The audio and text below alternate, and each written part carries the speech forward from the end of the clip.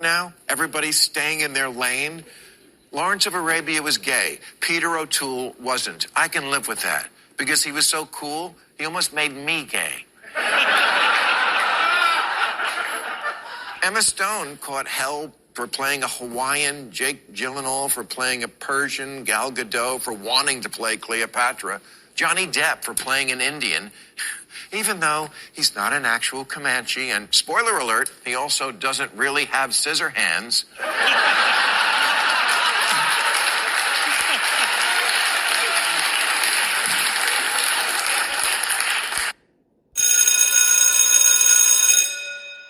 Good morning. It's Wednesday, Wasdin Wednesday, October the 18th, and this is The True Conservative. Welcome to all the butchers, bakers, and candlestick makers out there. I'm Ron, your host, and the only true conservative in the United States today. So today, after the Serenity prayer and the patriotic song of the day, we will have Maria-bartiromo, determinism, my take, the rape of the mind, no free lunch, rules for patriots, rules for retrogrades, Liz Wheeler, blame Mitch McConnell, Ayn Rand quote, Bishop-barron, and SEAL Team 6. All that and more when I get back.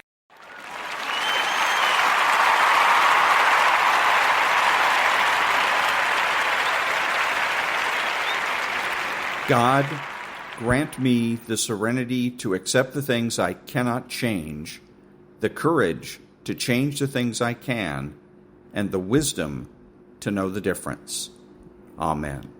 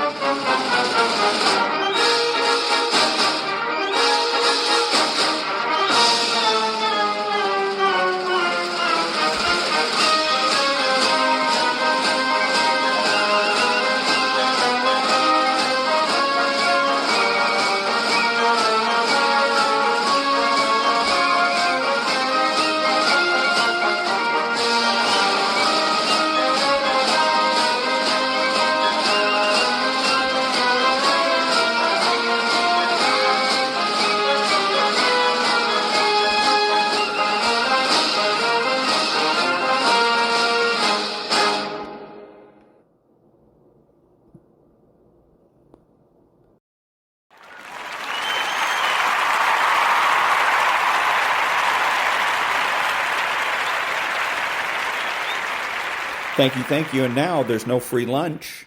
250 Economic Truths by David Bahnsen. You cannot make a man worth a given amount by making it illegal for anyone to offer him anything less. You merely deprive him of the right to earn the amount that his abilities and situation would permit him to earn, while you deprive the community even of the moderate services that he is capable of rendering. In brief, for a low wage, you substitute unemployment. You do harm all around with no comparable compensation. Henry Hazlitt. The unintended consequences of this policy aberration are vast. They hurt the would-be worker, they hurt the would-be employer, and they hurt the community at large. And that was There's No Free Lunch by David Bahnsen. Back in a minute.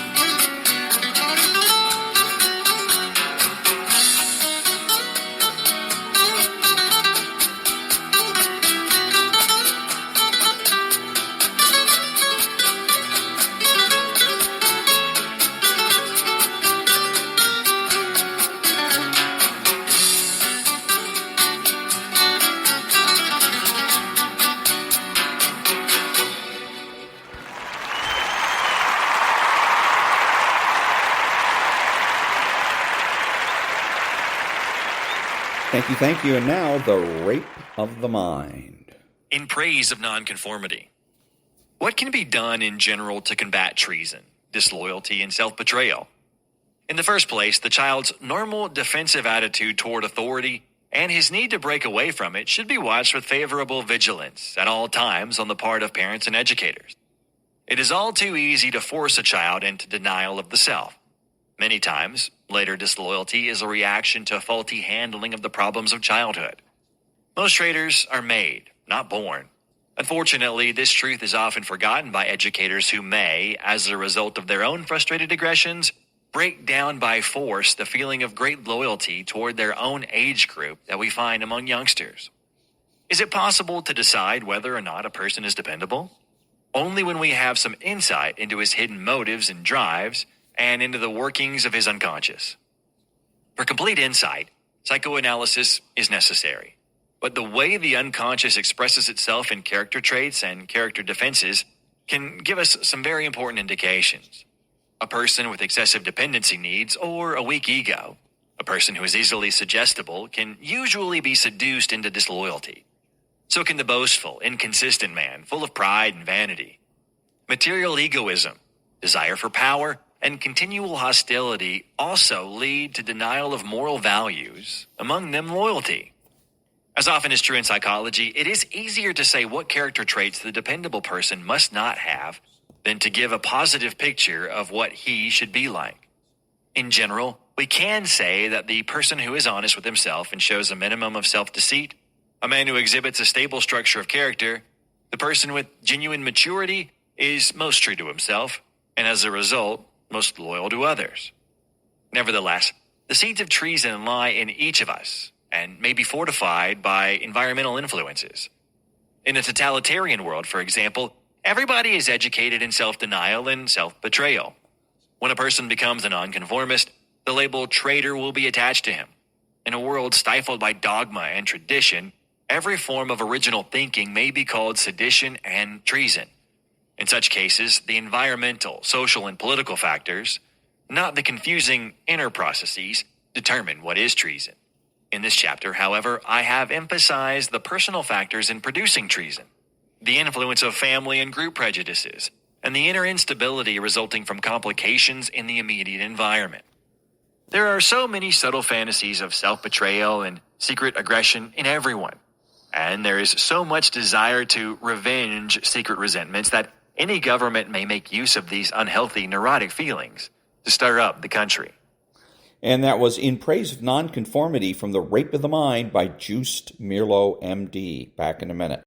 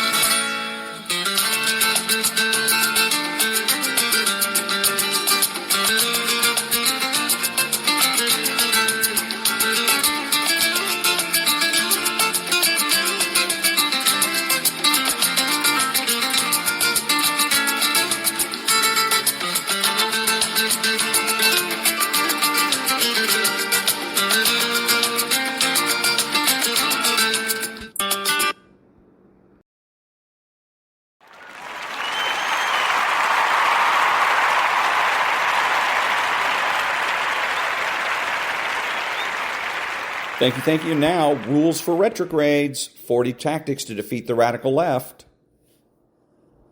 Rule 40. Victory loves preparation. This is perhaps both the most fundamental of the rules for retrogrades and the most crucial. It is nothing short of pure hubris to think that we stand any chance of winning a fight against a competent opponent for which we are not adequately prepared. Leading up to a bout, boxers spend months in training camps, immersed in fitness routines, sparring with fighters chosen based on their physical and technical similarity to the upcoming opponent. Before a match, chess masters spend weeks poring over the opening choices, stylistic preferences, and prior games of their rivals. Generals meticulously study the tactics and methods of opposing generals. General Patton, in the run-up to the North Africa campaign in World War II, famously read Erwin Rommel's book, Infantry Attacks. Football coaches sit down weekly to watch film of their upcoming opponents, to get familiar with their roster strengths and playbooks. Why mod cons believe for a second that they have a snowflake's chance in hell of whooping an organized, bankrolled, determined group of radicals just by showing up at the polls every 2 years and perhaps bloviating to insolent nieces and nephews about politics over Thanksgiving dinner is one of the unsolved mysteries of the universe. Too many mod cons earnestly think that because they're nominally on the side of the good, Providence has all but guaranteed them victory in the political cultural wars. Too many mod cons believe that their only duty to their fellow men is to be productive members of society, hold down a steady job, produce a milquetoast family without getting a divorce, harm no one, perhaps go to church on Sunday, and develop acceptably partisan political opinions. They've got another think coming. While victory rests with the Lord, the horse is to be made ready for the day of battle. Living an uninspired, ennui-filled, suburban existence, replete with creature comforts of every sort, doesn't lend itself to wresting control of the West away from radicals, hell-bent on destroying it. As marvelous Marvin Hagler famously quipped, "It's tough to get out of bed to do road work at 5 a.m. when you've been sleeping in silk pajamas." Taking a generally passive approach to the pressing issues of our day, albeit with the tired rationalization that one wants to help but doesn't have time to get involved, is really just sterilized treason against the retrograde cause. What we need is active and uncompromising engagement, and this takes preparation. How can retrogrades prepare themselves to fight and win the political cultural wars? First, we must take great pains to prepare ourselves intellectually for ideological combat. The retrograde must be well versed in classical works of Western political thought, in the philosophy of natural rights and limited government, in the justifications for the free market, in the social kingship of Jesus Christ, and in the doctrines of Christianity. In order to do battle, one must know with great specificity the objectives of the fight, especially when the battle is to take place in the realm of ideas. Achieving a foundational knowledge of the retrograde philosophy is condition precedent for jumping into the fray. Without it, our engagement would be directionless and flailing, and we'd suffer significant attrition to radicals. And no, watching Tucker Carlson every night isn't sufficient either, although God bless him. Once the retrograde has a foundational understanding of his own worldview, then he must think about taking a more active role in seizing the culture. Seasoning his knowledge with prudence, the retrograde should identify what he believes to be the most pressing issues of the day. And it's okay and even salutary to have some variation here.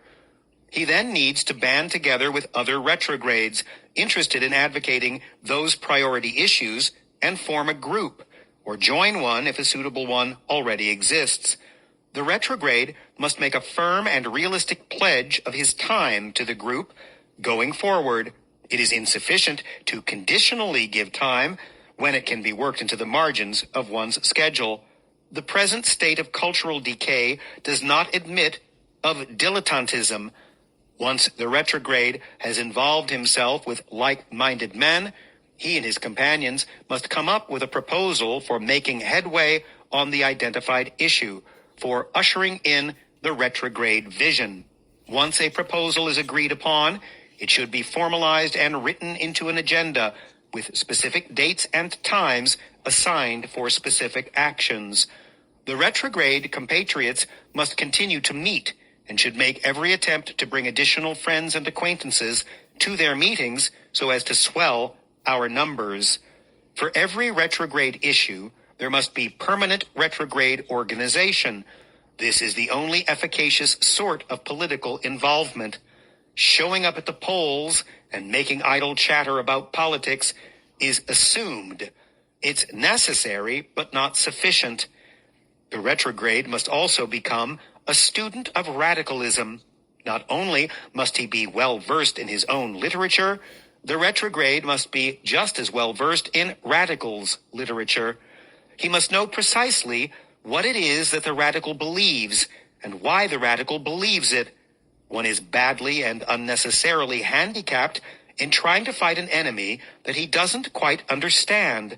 If retrogrades settle for a superficial knowledge of radicals' goals, we will never understand why it is that radicals do what they do as they're doing it. We'll never understand the method, the uniting cause underlying what might appear to the untrained eye as random and unconnected planks in their platform. One can only fight an enemy effectively when he understands the enemy's overarching goals. It's why America's policy of containment really did prove effective in bringing down communism. Our generals knew that, of its very nature, communism could not survive if it were not a worldwide system. It could not perdure if relegated to nation-states alone. Hence, by curtailing its spread, we were able to have it wither from inside out. We must apply the same general principle in defeating radicalism. Understand its meta-strategy and its sine qua nons, and sketch out a way to sabotage it, like the Star Wars Rebel Alliance analyzing the Death Star plans to find and exploit a weakness. The foregoing are all mere examples of preparatory steps that retrogrades must take in advance of their entry into the political cultural wars. If we are to prevail, we must out-prepare and outwork our ideological enemy. We must eschew the complacency and passivity of modcons, which was at its zenith when the boomers lost the culture for us in the first place 50 years ago. If we inculcate discipline and commit ourselves to the tough path ahead, we give ourselves the chance to remake the West into a shining beacon on a hill. And that was Rule 40 of Rules for Retrogrades, 40 Tactics to Defeat the Radical Left by Timothy and David Gordon.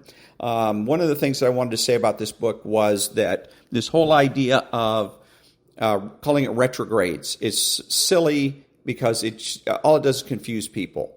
It should be rules for conservatives. Steve Deese has rules for conservatives. There's another author that has something similar, also rules for conservatives, and a book I'm writing called Rules and Considerations for True Conservatives. Also, he doesn't lay enough foundation. Who is he talking to when he lays out these rules? He fails to understand that there's two different types of conservatives: public office and people that are in the public eye, such as himself, and private conservatives, the butchers, bakers, and candlestick makers, and how each one of those people handle issues or fights, if you will, is different. So when he's going out and naming his rule number 1, do this, well, he needs to say this is for public conservatives, people that are working on Capitol Hill, for instance. They need to or this is for the private citizen, like I do. I'll say if you go to work, because my podcast is based on is for the butchers, bakers, and candlestick makers. I say that every day, and I say that if you go to work and Mr. Lefty comes into the break room while you're making a cup of coffee and wants to give you the socialist business, this is what you should do. This is the way you should handle it. So he needs to do much more of that, because otherwise all of this then becomes abstract and academic and useless. Back in a minute.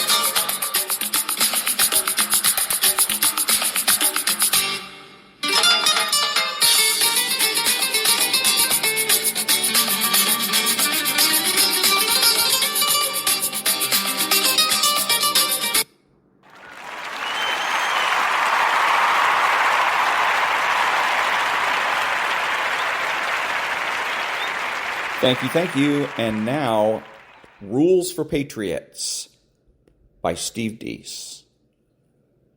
Chapter 8, Commandment number 7. Define your opponent before they define themselves, and define yourself before your opponent defines you. Say there's this girl you're really interested in, and you really want to meet her, but you're too nervous to go up and introduce yourself. So you ask your worst enemy to do it for you. He's attracted to her as well. He proceeds to tell her about this guy he knows that's interested in her, piquing her curiosity. Tell me about him, she says. Is he cute? Define cute, he replies. I wouldn't say he's hideous, but he's certainly nothing special. Granted, you're not exactly Ryan Reynolds or George Clooney, but you didn't have a problem getting a date in high school back in the day. Is he athletic or normal size, she asks. Translation, is he morbidly obese? Sure. Now that you're a little older, you're not as lean and mean as you used to be, but you're still in pretty decent shape for your age. Dude could stand to lose a few pounds, is how your enemy describes you to her. Now the girl is grasping for any initial reason to pursue this further. What does he do for a living? That's her final inquisitive attempt to give you a chance.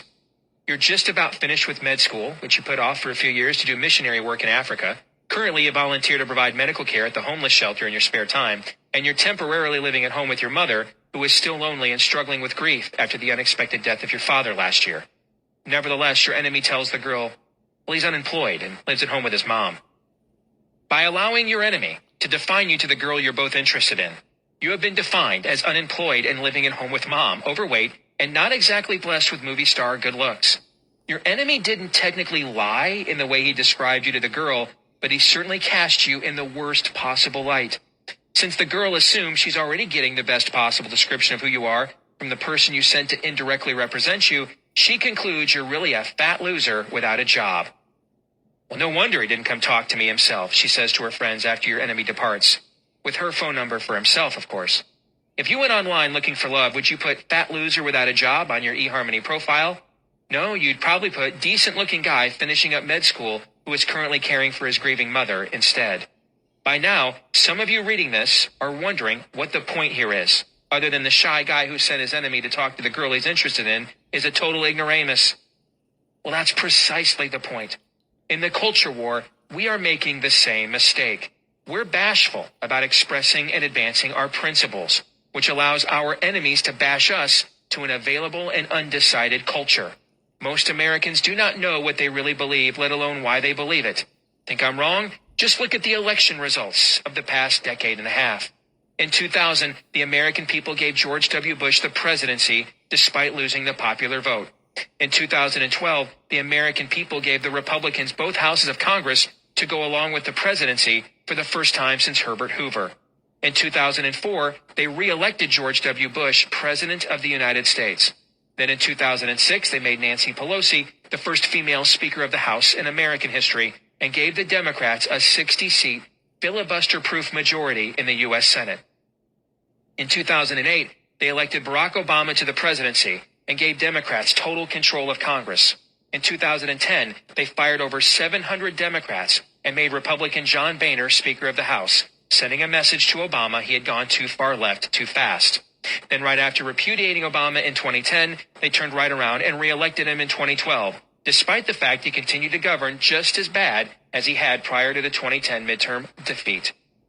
Those are some dramatic swings in momentum in a relatively short amount of time. If I were analyzing the mood of the American electorate based strictly off these schizophrenic results, I'd have to conclude the American people want a quasi-socialist welfare state they don't want to have to pay for, a strong national defense they don't want to have to actually use, and a return to traditional morals they themselves don't want to be held accountable to.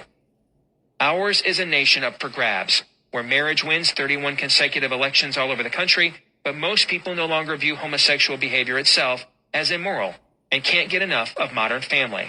Most Americans describe themselves as Christians, but then sit idly by and do nothing, while every vestige of Christianity is snuffed out of our public institutions. Most Americans say they want less government, until it's their suckling spot on the welfare state teat being threatened. We've gone from red states and blue states to red counties and blue counties, and now to red suburbs and blue inner cities in the same counties.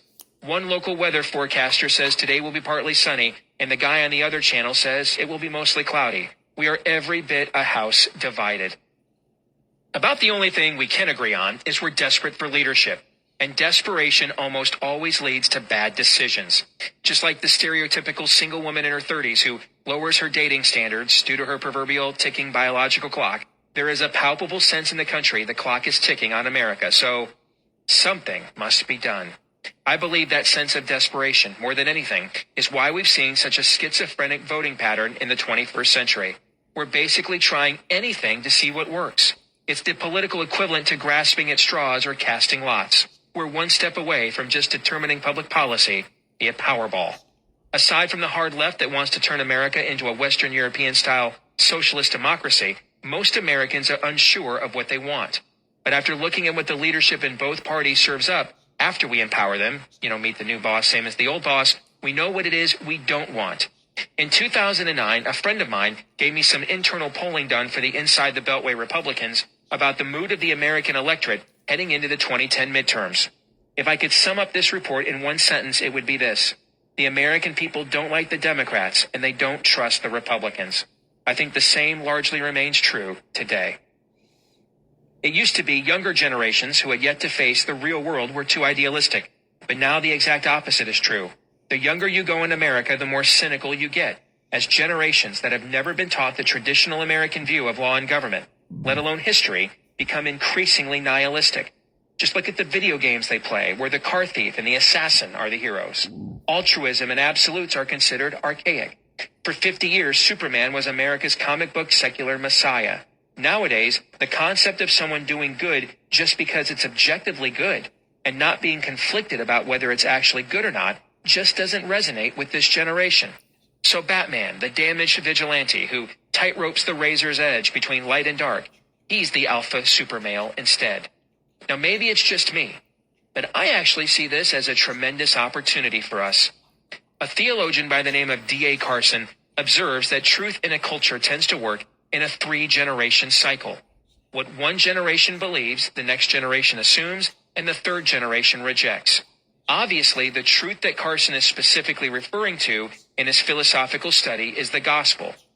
But since the gospel played such a pivotal role in the making of America in the first place, it could be argued his analysis applies to our current cultural condition as well. The greatest generation was the last one to truly embrace the foundational framework of the American way, e.g. personal responsibility, rugged individualism, American exceptionalism, etc. The next generation, the baby boomers, immediately began to splinter. Some formed what David Horowitz describes as the New Left, thus sparking the so-called culture war. The majority of that generation, Republican and Democrat, just assumed the beliefs of their parents in the greatest generation. But it only takes one bad apple to ruin the whole bunch. With most of the baby boom generation on cruise control, the New Left takes over the leadership of the Democrat Party and also takes control of most of the media, pop culture, and education infrastructure in the country. Now the third generation, adults my age and younger, have all but rejected what their grandparents believed to be true. While that means we're culturally holding on for dear life here in the short run, if we can hold on long enough and play our cards right in the long-term future, there is a potential for a major American Renaissance revival here. The emerging generation is poised to begin the 3-generation cycle all over again. The only question is what meta-theme or transcendent truths will they embrace and pass on from here? We've got a shot to restore the Republic, but we've only got one shot. In light of that, I've got some good news and some bad news. The good news is that emerging generation is all but a blank slate, believing in nothing. The bad news is we're not currently equipped to fill in the blanks for them. We're now the counterculture, and the left is now the man keeping them down. It's becoming passé to have sex with anything you want, short of a car battery, getting stoned every day that ends in Y, and knowing nothing. That used to be cool and considered some existential statement about refusing to be a cog in the machine, but now it's a cliche. Even raunchy comedy movies like Knocked Up have an underlying theme paying homage to some vestige of the Judeo-Christian moral ethic. If you want to challenge the status quo in this era, you get and keep a job, pay your own way, stay married to the same person from the opposite gender until one or both of you die, have a lot of kids, and go to church. In other words, the 1950s is now considered edgy. The more hopeless it becomes, the more conditions on the ground in this culture are ripe for revival. Human nature craves complacency. As someone that has lost almost 100 pounds, I can personally vouch for this. I could talk all I wanted about getting healthy, but only when I was sick and tired of being sick and tired did I truly commit to the change that was necessary. Otherwise, if we can kick the can down the road, we will. Along those lines, when faced with national fiscal insolvency, a generation's basic survival instinct takes over. This explains why Ron Paul, an almost octogenarian whose quirky stage presence makes Ross Perot look like Cary Grant, was one of the only Republicans in America successfully wooing young voters when he retired in 2012, despite the fact several of his domestic policy proposals are perhaps the most radically right-wing in the GOP. Those younger voters are looking at a bleak future and are rejecting the premise they have an obligation to accept the burden of the previous generation's inability or unwillingness to practice self-control or govern itself. On the other hand, elderly voters who belong to AARP no longer buy green bananas, let alone worry about what shape the country is in 20 years from now. They're voting based on maximizing their welfare state cash value now. However, we will not be able to reach this emerging generation and position this country for a long-term rebound without obeying the 7th of my 10 commandments of political warfare. Define your opponent before they define themselves, and define yourself before your opponent defines you. Almost all of the terminology we take for granted our culture has redefined, to the point the emerging generations are ignorant of what we're talking about. They have become living, breathing examples of the Hegelian dialectic, which is when the thesis, the argument, and its antithesis, counter-argument, end up merging into a synthesis, the narrative, and they become virtually indistinguishable from one another. I see this when dealing with the liberal media, whom I've had a lot of interaction with the past couple of years as someone interviewed on presidential politics frequently. Older liberal reporters are Watergate-era ideologues, naturally suspicious of conservatives and Republicans. However, when I've dealt with younger members of the liberal media, I see a completely different level of bias. While their elders have rejected what conservatives believe, The next generation is totally ignorant of it. They have been so indoctrinated into a secular progressive worldview that the idea of someone like me who can articulate a cogent thought and still believe Jesus Christ physically rose from the dead just doesn't compute. I am a foreign concept to them. They talk to me inquisitively, almost like they're saying, wow, these things do exist and we get to observe one of them in its natural habitat. Let me provide three examples. Older liberal media use the term pro-choice to describe those in favor of child killing. Younger liberal media now uses the term reproductive freedom.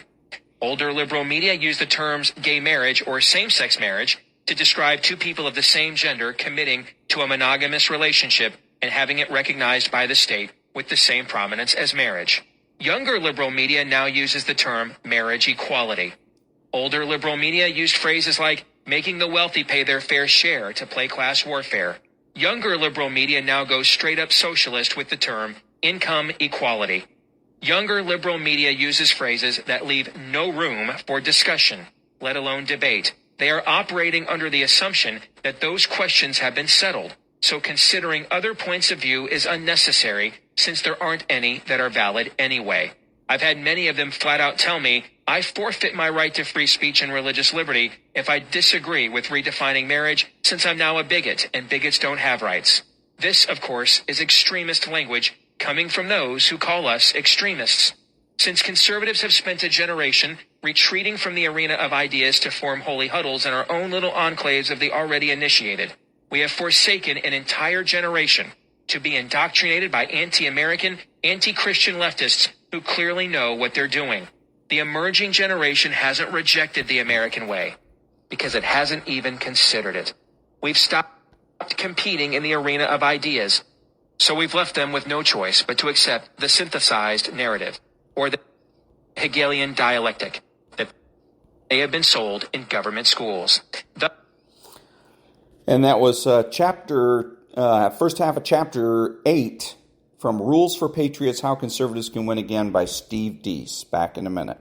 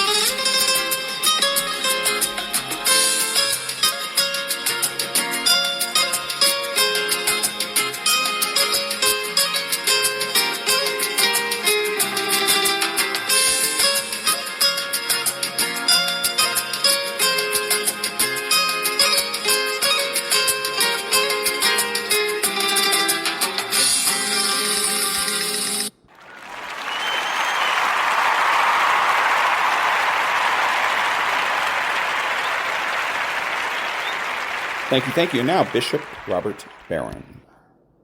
My suffering, and at all different levels, I know people listening to me right now, you're suffering at different levels and different degrees of intensity. Might I interpret it as Jesus living his cross in me even now, so that my suffering is contributing, maybe in a manner that I can't entirely see, but is contributing to the salvation of the world. Dumb suffering, just dumb evil? No. John Paul II was so good on this, wasn't he? He said, never pass up the opportunity when you suffer. He didn't mean that masochistically. He meant never pass up the opportunity to interpret that suffering as a participation in the suffering of Christ. He wants to live his life in you. You're the branch, he's the vine. So of course we suffer in this life because the Master suffered.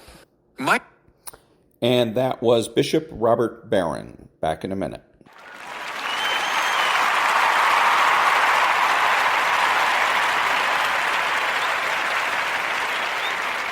Thank you. And now the Ayn Rand quote of the day. Quote, "The source of the government's authority is the consent of the governed. This means that the government is not the ruler, but the servant or agent of the citizens. It means that the government has no rights except the rights delegated to it by the citizens for a specific purpose, unquote. The only mistake that she makes is in the last part where she says the government has no rights except that delegated to it. No. The government has no rights, period. The government has authority, limited, and responsibility, limited, but no rights, ever. Back in a minute.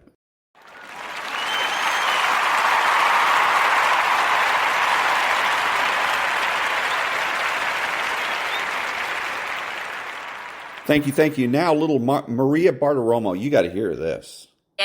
In terms of Israel, the New York Stock Exchange has also changed dramatically from the glory days when you were leading that fine institution, traveling across the world to try to get those companies to come and go public at the exchange. Assess where the exchange is today, Dick, post those glory days when you and I were there together and you were leading that fine institution. Well, it's a very different environment today, Maria, driven in part by technology, driven in part by regulatory change. But the exchange's brand still, I believe, is as bright as ever before. It's a different kind of an exchange today. It's an amalgam of technology and people, but it is still looked upon as the proxy for the American economy. It stands at the hub of what we all each day focus on, and that is building a better American participation and a world participation. So it's different, but Maria, no one can turn the clock back. And I certainly believe that the leadership today understands that. They're branding in a very different way, and I support exactly what they're doing. Oh, God, what an honor for me all those years to work at the New York Stock. So anyways, we'll stop it right there. The point is, again, just like I said yesterday with the example I gave yesterday, except this verse for Maria-Bartiromo instead of the squawk box people, is she asks a stupid question. He gives an even stupider answer. Her question was vague. His answer was trite and absolutely vague and full of cliches. We stand at the hub. There's part technology and part people and blah blah. It's ridiculous. It says nothing. What a waste of time. An absolute 100% waste of time. Back in a minute.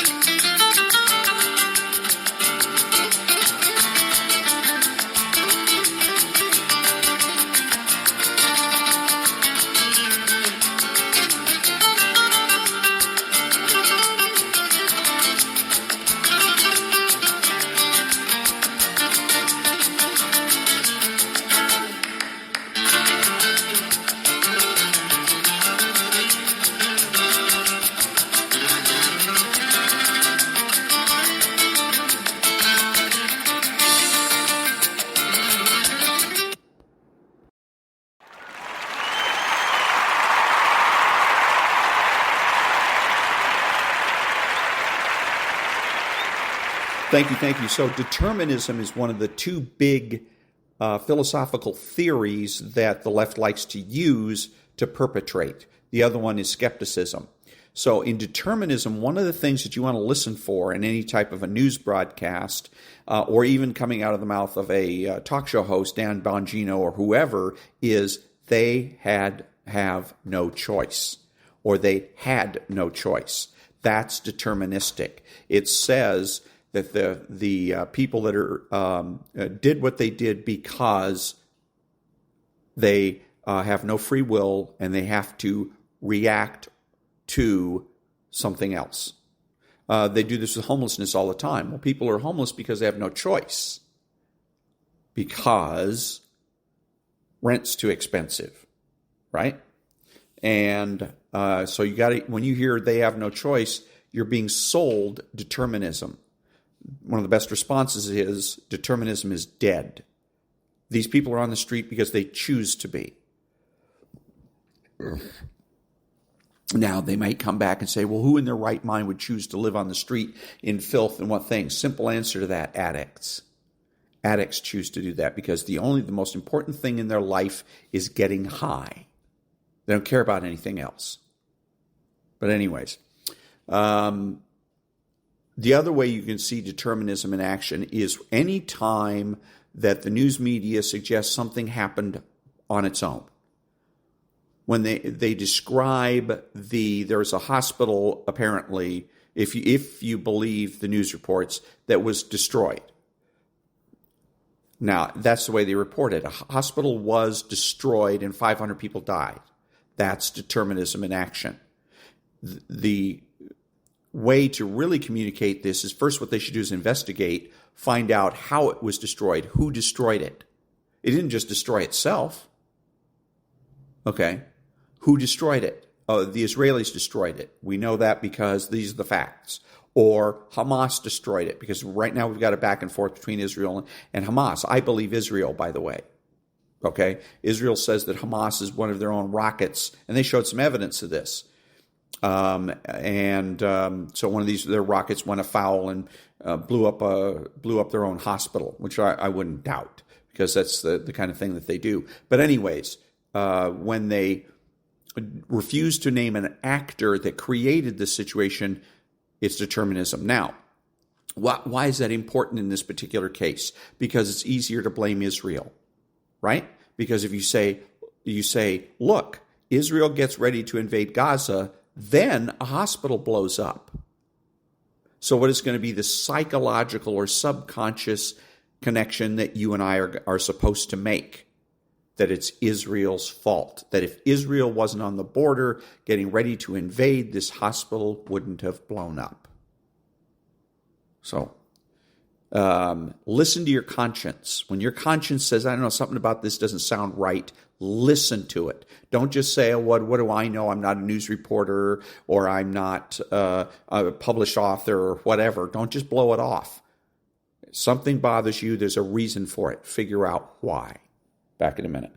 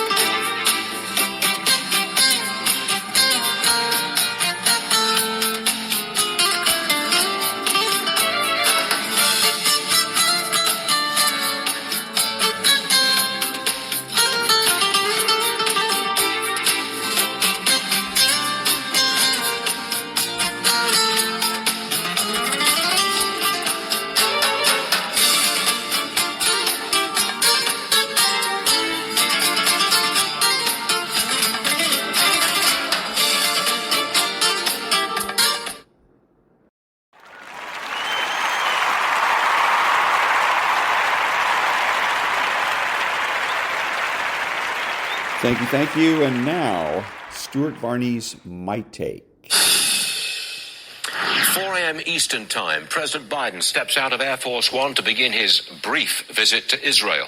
The trip had already been derailed by the explosion at a hospital in Gaza.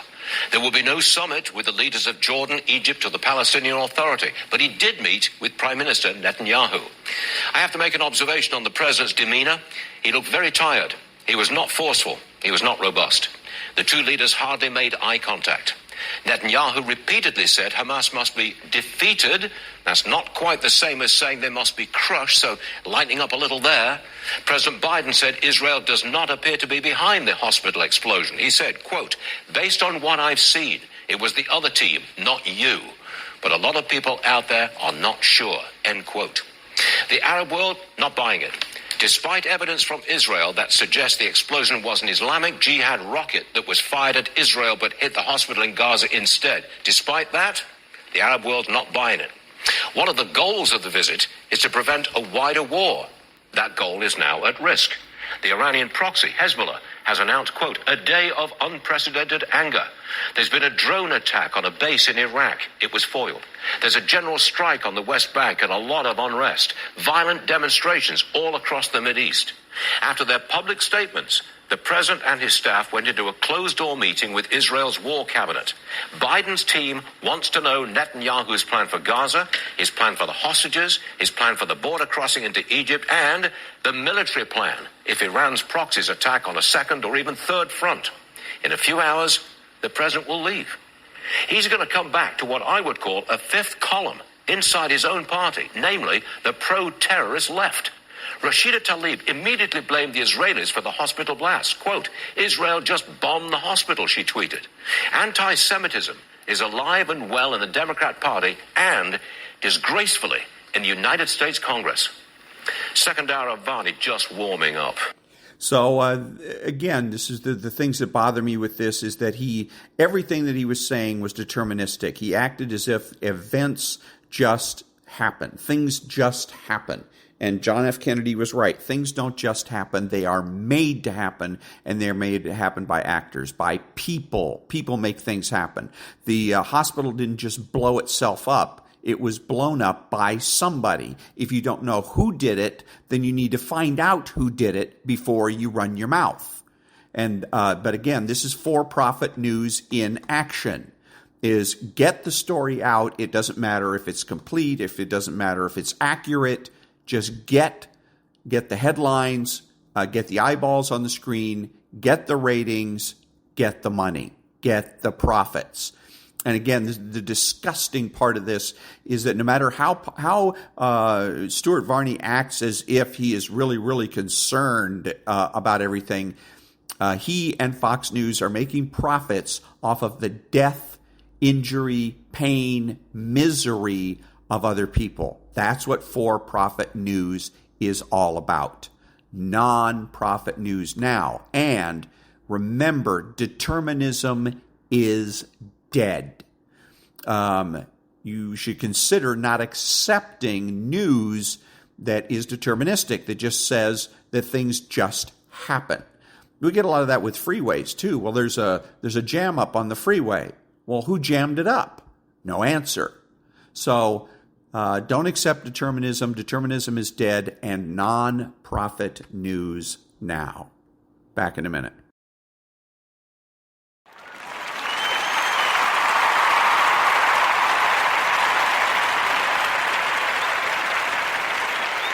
Thank you. Now, little Liz Wheeler. The pro-abortion lobby is so adamant when they claim that men can't be pro-life. No uterus, no opinion, they always tell any man who dares to stand up for the sanctity of life. And the reason why they do this is because they understand that men are one of the driving forces behind their abortion business. That if we had men in this country who said every time a woman got pregnant, I love you, you're carrying my child, I will support you, let's raise this baby together, let's be a family, the majority of abortions wouldn't happen. And so that was Liz Wheeler, and she's figuring it out, and everybody else should figure it out too. As I have said, is that abortion does not empower women; it empowers men, sexually irresponsible men. Men love abortion; they love Roe v. Wade because it means that they can get their freak on with impunity. And she's right. If we're going to get rid of abortion, we have to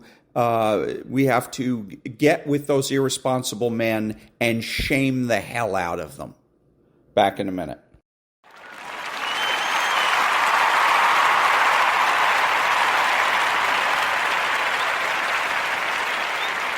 Thank you. So as a reminder to everybody about what was going on in the speaker's race, the speaker again, Jim Jordan, failed again today to get enough votes, blah, blah, blah, blah, blah.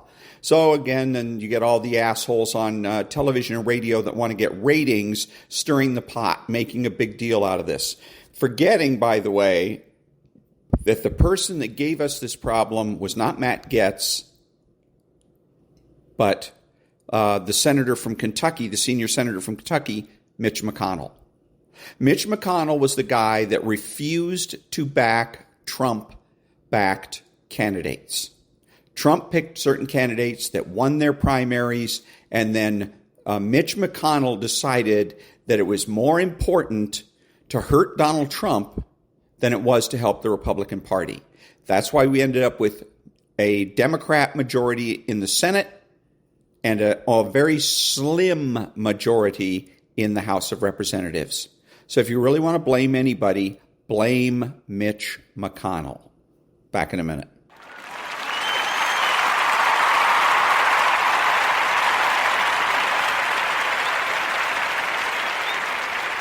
Thank you. A little bit more. Liz Wheeler. So Britney Spears revealed that Justin Timberlake pressured her into having an abortion when they were romantically involved when she was 19 years old. She says that this abortion was the most traumatic thing that she has ever experienced, that she wouldn't have gotten this abortion had not Justin so adamantly told her that he was not ready to be a father. She said she was in love with him. She envisioned starting a family with him. And while the pregnancy was a surprise, she said it was just earlier than I expected. I ultimately expected to have babies with him eventually, but he pressured her so much that she had an abortion. Here's the thing that people are missing. This is heartbreaking. It's awful.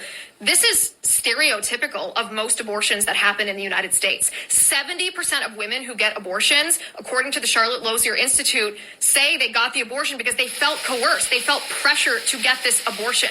There are women watching this reel right now who are nodding along saying, yeah, that's how I felt when I got an abortion. I felt pressured into it, and it is so awful. This is why, by the way, that the pro-abortion lobby tells pro-life men, oh, no uterus, no opinion. You can't make any comments, have any opinion about abortion, because they realize that one of the biggest drivers of the abortion business are men, pressuring women to abort babies that the women otherwise want. How is this? How does this make abortion a woman's choice? Exactly. Back in a minute.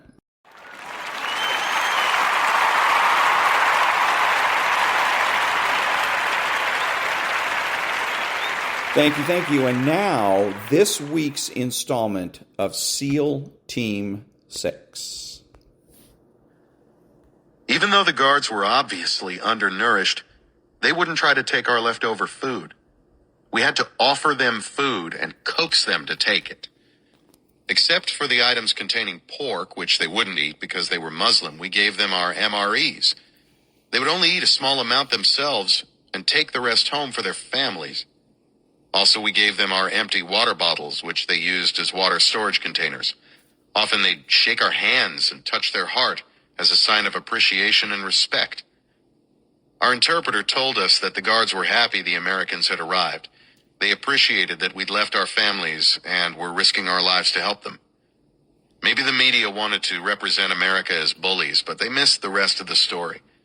I think most of the Somalis wanted us to help them end the civil war. The SEALs' cost of the chef's meals came out of the money SEAL Team 6 had given us for escape and evasion. I rolled mine up in $100 bills stuffed in the butt of my car 15. If I ever had to E&E on my own, I planned to find a Somali fisherman and hire him to take me down the coast to Mombasa, Kenya, where the United States had people I could reach out to and be well taken care of. Condor briefed us on the actions of the assets who would visit Pasha every day. For example, if an asset was supposed to come to Pasha from the southeast, but he came from the southwest, we knew he'd been made or was under duress, so we would shoot the person following him. Our asset might do something simple, like pause for a second at a corner. Then the person behind him would eat a bullet. If he paused twice, both people behind him would eat a bullet. Our procedures were covert enough that an enemy wouldn't know a signal was being given, and although we kept the procedures simple enough for our assets to remember, we spent hours reviewing the procedures with them. A SEAL on the roof always covered each asset's entrance and exit to keep him safe and to keep imposters out. Usually when an asset arrived in the dark, he wore an infrared chem light or a firefly, an infrared strobe light. The most common motivator for the assets was money, especially in such a poverty-stricken area. Some people had more noble reasons for helping us, but the most common reason was money. We didn't even have to pay them very much. On the same day, 4 SIGINT guys arrived separately from us, using a different infiltration method and route, then set up shop. Their room looked like the NASA control room for launching a rocket into outer space. Monitors, control knobs, switches. They also set up their antennas and other gear on the roof. We looked like CNN. Little Big Man gathered everyone together and briefed us on the E&E plan. As always, he carried his Randall knife in a sheath on his belt. Little man, big knife. I re-briefed the battle plan. Casanova split us up into patrol pairs. I'd be with him, and Little Big Man would partner with Sourpuss. When our mosaic map of the city was complete, it covered the entire wall of the biggest room in the house. If an asset told us about a threat, we would stick a pin in the location and plan grid coordinates in case we needed to call in an attack on it. In a separate brief, an asset came in and gave us possible locations of Mohammed Farah Aidid, the Somali warlord. We stuck more pins in the map. Olympic Hotel, an officer's barracks, etc. Then we sent the 8-digit coordinates to Crescent, back at the CIA trailer up on the hill. That same day, 20 mortar rounds hit the airfield, Tactical Operations Center, and CIA headquarters. A round hit so close to the CIA trailer that it blew out the windows. Aidid's men had figured out that assets had been going to the trailer. The mortar round had just missed us by a day. We doubled our watch at Pasha and explained the grab and go to everyone, grabbing the SIGINT encryption devices, loading them in a rucksack, destroying the other SIGINT gear with the thermite grenade, meeting up at a rendezvous point, then moving out to the extraction area. That first night, Casanova and I kept watch from the roof. A horrible smell like the remains of a dead carcass filled the air. What the hell is that? August 30th, 1993. On Monday, I looked around the neighborhood for the source of the stench, but it had disappeared. Nothing. While I fixed tea downstairs, an asset arrived with some information. I brought him some tea. He politely refused. "No, it's okay," I said. He only took half a cup, as though I had given him something of great value. These Somalis conducted themselves so as never to take away too much. SIGINT told us they'd picked up a conversation between a fire controller and his firing positions. The mortarmen would fire from concealed positions while the fire controller watched where the rounds exploded in relation to the target. If the mortar round hit the target, the fire controller could assess how much damage had been done. The fire controller advised, "Don't chew your khat until the adjustments and battle damage assessments are made." Khat, a flowering plant native to Somalia, contains a stimulant in the leaves that causes excitement, a loss of appetite, and euphoria. A user would stick a wad of leaves in his mouth and chew on it like chewing tobacco. Most of Aidid's mortarmen were enticed to do their job for khat. They became dependent on Aidid's people to continue feeding their addiction, similar to how a pimp strings out his prostitutes on drugs to control them. Because the drugs suppressed appetite, Aidid didn't need to feed them much. They were obviously not well disciplined. Although nothing happened this time, later SIGINT would vector in military strikes and succeed in destroying some of the mortar positions. That evening, the smell came back. What the hell is that? I came down off the roof and covertly went next door. On the front porch, I saw a teenaged boy sleeping on a futon. At a distance of around 10 yards, it was obvious I'd found the source of the stench. Later, I found out the 14-year-old Somali boy had stepped on a landmine in his school playground. His right foot was blown completely off. Part of his left foot was missing. Gangrene had set in. Aidid's people had planted explosives in the schoolyard to kill or maim children, preventing them from growing up to be effective fighters, turning them into liabilities. The infection in the boy's legs stank so badly that his family couldn't sleep at night with him in the house, so they made him sleep on the porch. During the day, they brought him back inside. I asked the CIA for permission to help the crippled boy next door. They denied my request, not wanting to compromise the safe house. We noticed a lot of movement between 2200 and 0400 from the street in front of Pasha and surrounding buildings. Based on a tip that ID's people hung out there, at 0300, Delta Force fast-roped down on the Lig Ligato house. They captured 9 people, but they were only UN employees and their Somali guards. Delta had launched on a dry hole. August 31st, 1993. On Tuesday, an asset sighted ID'd in a vehicle. Crescent wanted the asset to deploy a mobile transmitter in the vehicle, but Condor, not wanting to sacrifice his asset, denied it as being too risky. ID'd was slippery. Rather than stay home, he lived with relatives, staying in the same place only 1 or 2 nights. Sometimes he traveled in a motorcade. Sometimes he only used one vehicle. He would dress as a woman. Although he was popular within his own clan, people outside ID's clan didn't like him. Casanova and I dressed up like locals and ran a vehicular route reconnaissance in a Jeep Cherokee that had been beaten more than once with an ugly stick. Secretly, our vehicle was armored. I wore a turban, a flowery Somali shirt, and BDU trousers under my Makawi. With my beard starting to grow out and dark skin, I could pass for Arab.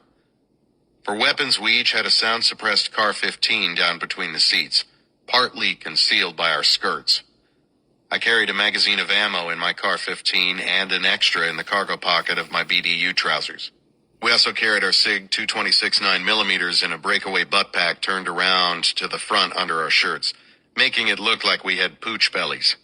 To get to my pistol, I could just lift my shirt, reach into the upper right corner, and pull down and away, separating the Velcro and readying my SIG. Besides the magazine of ammo in the pistol, an extra magazine sat in the top of the breakaway butt pack. Clipped inside my pocket was a Microtech UDT tactical automatic knife, a switchblade, extremely sharp. In the cargo pocket on my right thigh, I carried a blowout kit.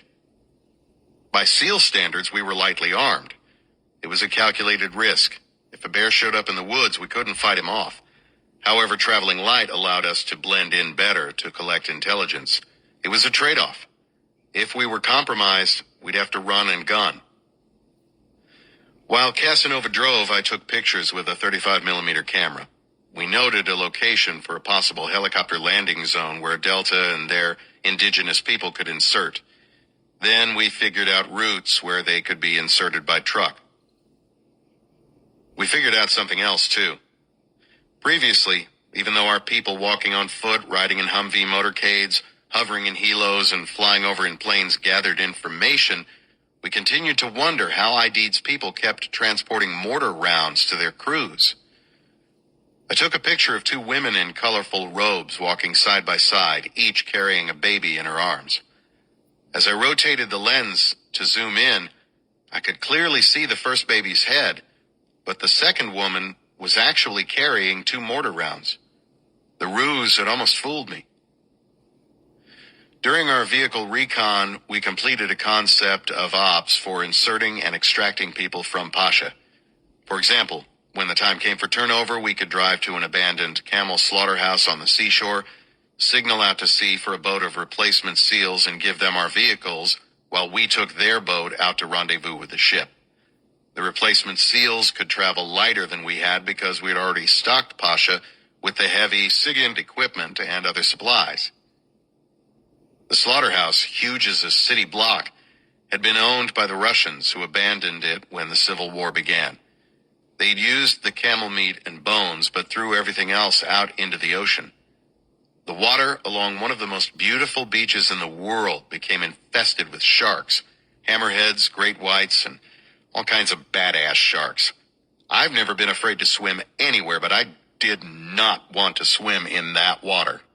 Neither did the locals, which kept the location private for our needs. As a bonus, the beach was close to Pasha. The slaughterhouse could be seen easily from the water, covering and concealing a large area of the coast. Ideal for the guys to bring Zodiacs, black inflatable rubber boats with outboard motors, or R-hibs into the shore. We returned to Pasha, and that evening the boy next door groaned like he was dying. I knew what it was like to be a child in pain. Screw this.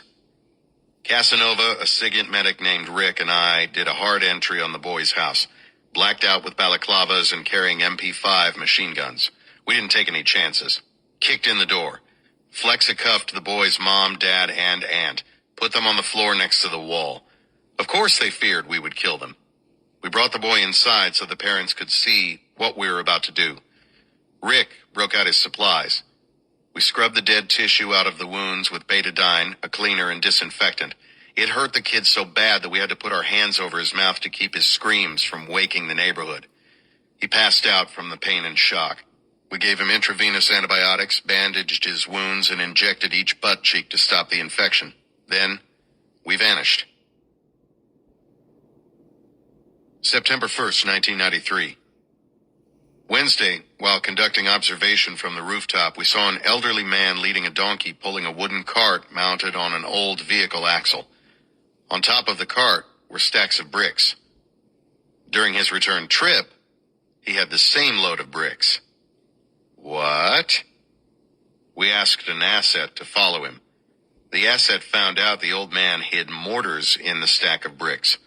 We reported it. Our superiors issued compromise authority, giving us permission to off the old man. A sniper must be mentally strong, firmly anchored in a religion or philosophy that allows him to refrain from killing when unnecessary and to kill when necessary. During the Beltway sniper attacks in 2002, John Allen Muhammad killed 10 innocent people and critically injured 3. Shooting can make a person feel powerful.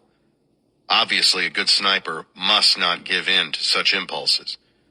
On the other hand, if a sniper allows himself to be overcome by Stockholm Syndrome, he cannot perform his job. In 1973, robbers held bank employees hostage in Stockholm, Sweden. During their 6-day ordeal, the hostages became emotionally attached to the robbers, even defending them after being released. Through his scope, the sniper becomes intimately familiar with his target, often over a period of time, learning his lifestyle and habits. The target probably has done nothing to directly hurt the sniper, yet, when the time comes, the sniper must be able to complete the mission. On the roof of Pasha, a walk-around wall concealed Casanova and me. I aimed my Win Mag in the old man's direction, 500 yards away. Casanova viewed him in the spotter scope. Stand by. Stand by. 3, 2, 1. Execute. Execute. Target in my sights, I squeezed the trigger on the first execute. Right between the eyes. I nailed the donkey. Expecting to see the old man die, when the donkey dropped instead, Casanova couldn't hold back a little throat chuckle. Not very sniper-like. The old man ran away. Casanova's throat chuckle sounded like he was gagging. Old men were a dime a dozen, but the donkey would be hard to replace. No one ever came to get the dead donkey, still hitched to the wooden cart. They just left it there in the middle of the road. Later, one of our assets informed us that the old man didn't want to carry the mortars, but ID's people threatened to kill his family if he didn't. I felt pretty good about not shooting the old fart. The same day, SIGINT guys intercepted communication about a planned mortar attack on the hangar at the Army compound. SIGINT knew the mortar crew's communication frequencies. Notifying the base gave the personnel there some time to find cover before 7 or 8 mortar rounds landed. No friendlies were injured. Just a few minutes warning is huge. SIGINT routinely jammed communication between ID's fire controllers and the mortarmen. SIGINT vectored in military strikes to destroy the mortar positions. Also, we made cut readily available to the mortar addicts. You don't need to become ID's mortar men to get your fix. Here, go chew this. They smiled like jack-o'-lanterns, their teeth stained black and orange. I know it's a terrible thing to give an addict drugs, but it saved others from being blown to bits by mortar attacks. It probably saved the addicts from dying in one of our military counterstrikes, too. ID's people started finding it more difficult to coordinate mortar attacks. That night, we spotted a man with an AK-47 on the balcony of one of the houses out back and a couple of streets over. I flicked the safety off my sound-suppressed Car 15 and held the red dot of my sight on his head. An easy shot. Over each of our Car 15s, we had mounted Advanced Combat Optical Gun Sights, ACOGs, a 1.5 power close-range point-and-shoot scope made by Trigicon. At night, it dilated 10 times more than my pupil, giving me extra light. Its red dot appears in the scope, unlike a laser that actually appears on the target itself. The ACOG worked just as well in the night as it did in the day. I waited for the man to level his AK-47 in our direction. He never did. After consulting with our guards, we found out the man with the AK-47 was one of our young guards at his own house, trying to mimic the SEALs' tactics of defending from the roof. Of course, the idiot never told us of his plans, and he probably couldn't conceive our capability to see him with night vision. We told him that was good thinking, but if you're going to be on the rooftop with a weapon at night in this neighborhood, let us know, because that was almost your ass. September 2nd, 1993. Thursday morning we held a meeting to discuss future plans and personnel. Pasha was doing well, so we needed to keep the machine running after we completed our stay, and it came time for someone to relieve us. Later in the day, we received the break we needed. Aidid was wealthy, and his college-age daughter had friends in Europe, Libya, Kenya, and other places. Someone slipped her a cell phone, and Sigint tapped it. Although Aidid moved around a lot, his daughter made a mistake, mentioning on the phone where he was staying. An asset helped pinpoint the house. Our Navy spy plane, a P-3 Orion, picked up Aidid's convoy, but the convoy stopped, and we lost him in the maze of buildings. In the evening, Casanova and I lay on Pasha's roof, protecting the perimeter. During our time at Pasha, we had been playing a game of trying to trap rats, using peanut butter from our MREs as bait. We tied string to a stick and propped a box on it. Through our night vision goggles, we saw the rat go in. Casanova pulled the string, but the rat escaped before the box fell down on top of it. Our technique evolved into a science. I took apart some ballpoint pens and used the springs to make a one-way door into a box. Inside the box sat the peanut butter. Soon the rat sniffed around the trap. It slipped inside the door. The springs slammed the door shut behind the rodent. "Yes," I whispered. Casanova smiled. "What are we going to do?" I asked. "Kill it." "How?" "What do you mean, how?" While we discussed how to dispatch the rat, it escaped. The next time we made the box smaller so the rodent wouldn't have wiggle room to escape. The rat crawled inside, trapped. I stomped my boot down on top. Dead rat, but I had sacrificed the trap. One trap, one kill. I felt proud to have the only confirmed rat kill. Now I was screwing around with another trap trying to get my second rat. "Hey, come here," Casanova whispered. "What?" I slid over next to him. He pointed to a house across the street where we had just placed 2 guards the day before. 3 men were attempting to break in. They picked the wrong house in the wrong neighborhood. If they'd tried it before our guards were in there, we would have said, "Screw it, none of our business." Now our guards were inside, and it was our business. Casanova took the man on the left side, and I took the one on the right. Lining up the red dot on my first target, I squeezed the trigger. His legs buckled before he sank. Casanova's ate the dirt too. Although the man in the middle had a moment longer to live, both Casanova and I hit him at the same time. If the 3 would-be intruders were only burglars, they paid a heavy price for thievery. And that was SEAL Team 6, Hunting for Aidid. Back in a minute.